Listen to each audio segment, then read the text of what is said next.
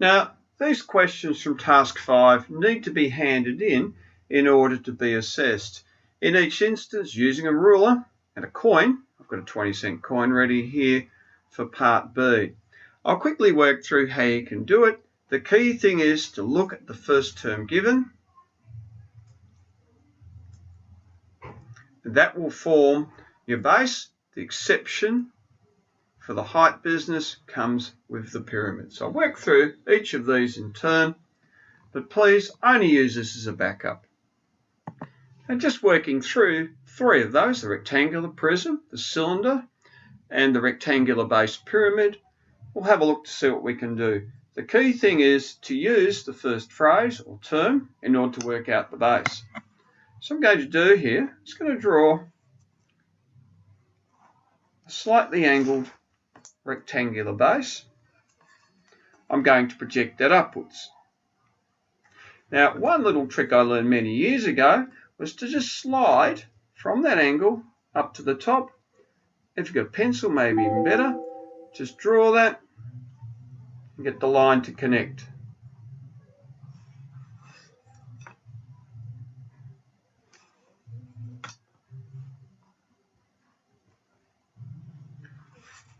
Draw horizontally from there, and with my ruler, I'll just slide along, trying to get that rough angle there. Draw to there, and draw down. So you can see what I've done. Just neaten up that a little bit. Rectangular-based prism. Now for a cylinder, really helps if you've got a coin or something spherical to work with.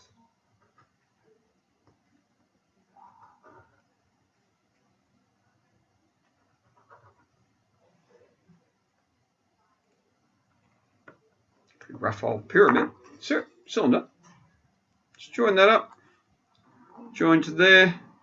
Now if you want, I can kind of shade the base there, and that gives you a rough idea of a cylinder in that instance. Shading the base, for some people I'm told, helps them see it 3-dimensionally. Now the rectangular base pyramid, what we do here, we start with that slightly inclined, some people call them oblique, base. Going to shade the base in a moment. Notice here how I'm using the ruler to help project through. Now it has to meet up to a point. Just draw a point above it. You see here the triangular face is starting to appear.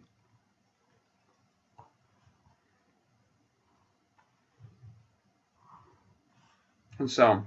You might have noticed that I've gone over the sides that I probably would be able to see more clearly, unless it was glass, a bit more heavily.